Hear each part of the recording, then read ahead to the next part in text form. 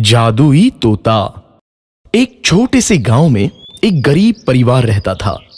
उस परिवार में रामू और उसकी बीवी सीता उसके बेटे चिंटू के साथ रहते थे। उसी गांव में एक तोता भी रहता था। उसका नाम था रघु। वो किस्मत का धनी था। जहां भी जाता वहां किसी भी चीज की कमी नहीं पड़ती थी। एक दिन रघु उड़ते उड़ते उस गरीब परिवार के घर गया। रघु सोचता है, अरे वाह, लगता है यहाँ आज बहुत अच्छा खाना मिलेगा। मैं पेट भर के खाऊंगा। वो एक कटोरी में रखे अमरूद देखता है। अरे वाह, अमरूद, मुझे तो ये बहुत पसंद है। मैं तो इसे पेट भर के खाऊंगा। रघु तोता अमरूद खाने ही लगता है। तभी सीता रघु को अमरूद खाते देखती है तो गुस्सा हो जाती है और उसे वहां से भगा देती है। भाग यहाँ से, न जाने कहां से आ जाते हैं। मैं तो परेशान हो गई हूं इनसे। सीता के भगाने के बाद रघु चुपचाप से एक कोने में रहता है। धीरे धीरे उस परिवार की बरकत होने लगती है। एक दिन रामू और सीता खाना खाते वक्त बातें करते हैं। आजकल हमारी बहुत तरक्की हो रही है, काम भी अच्छा चल रहा है। रामू कहता है। इस पर सीता कहती है, सच कहा, भगवान हमेशा ऐसे ही हम पर मेहरबान रहे।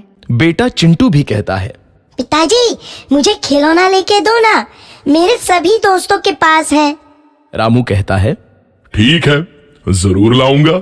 सीता कहती है, कितने खुश है सब, मेरे परिवार को किसी की नजर ना लगे। एक तरफ ऐसी बातें होती हैं तो दूसरी तरफ रसोई में रघु तोता भी अमरूद खाते रहता है। मजा आया, अमरूद खाया, मजा आया, अमरूद खाया, मजा आया।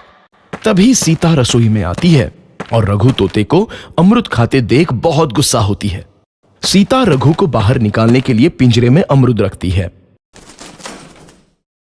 रघु जब अमरूद खाने लगता है तो पिंजरे का दरवाजा बंद हो जाता है और वो उसमें फंस जाता है।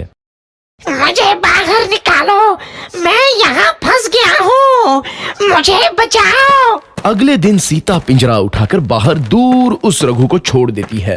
रघु के जाते ही उनके घर आई बरकत धीरे धीरे कम हो जाती है। उन्हें बहुत घाटा होता है। सीता कहती है, ये क्या हो रहा है? अचानक इतना कैसे बदल गया? अभी तक तो सब कुछ अच्छा चल रहा था। रामू कहता है, लगता है भगवान हम पर रूठ गए हैं। चिंटू भी कहता है, लगता है अब मुझे खिलौने भी नहीं मिलेंगे। और वो रोने लगता है और बाहर चला जाता है। कुछ दिन बाद रघु तोता फिर से उस घर में आता है। वापस आया, मैं वापस आया, अब मैं जमकर अमरूद खाऊंगा। रघु सीधा रसोई घर में चला जाता है और अमरूद खाने लगता है। कुछ देर बाद सीता रसोई में आती है और रघु को देख कहती है, एक तो घर में पहले से इतनी दिक्कत चल रही है और ऊपर से ये तोता मुझे और परेशान कर रहा है। सीता रघु को वहां से भगा देती है। रघु उड़कर किसी कोने में छुप जाता है। कुछ दिन बाद धीरे धीरे उस घर की बरकत वापस आने लगती है। काम भी अच्छे से चलने लगता है। एक रात जब रघु तोता अमरूद खाने जाता है तो पिंजरे में फंस जाता है। ये लोग आखिर चाहते क्या हैं? एक तोते को शांति से अमरूद खाने क्यों नहीं देते? मैं कौन सा चोरी कर रहा हूँ? बस अमरूद ही तो खा रहा हूँ। तभी रामू वहां आता है और पिंजरे में रघु तोते को देख उसे बाहर छोड़ देता है। ये तोता भी कितना जिद्दी है, बार बार वापस आ जाता है। जैसे ही रामू रघु को छोड़ देता है, अगले दिन से फिर से उनके घर की बरकत जाने लगती है।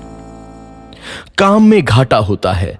किसी को समझ नहीं आ रहा था कि ऐसा क्यों हो रहा है। रघु तोता घर आता है तो अचानक बरकत आती है और जब रघु तोता को बाहर निकालते हैं तो बरकत चली जाती है। एक दिन सीता रघु तोते के घर आने और बाहर जाने की स्थिति पर नजर रखती है। ये तोता जब भी घर आता है तो घर में बरकत आती है और जैसे ही ये घर से बाहर जाता है तो उसी के साथ बरकत भी चली जाती है। कहीं ये जादुई तोता तो नहीं है? अगली बार जब ये तोता घर आएगा तो मैं इसे कहीं नहीं जाने दूंगी।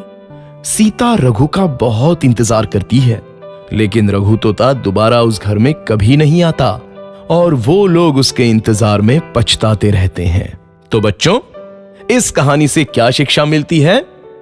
हमें कुछ चीजों की अहमियत तब पता चलती है जब हम उन्हें खो देते हैं।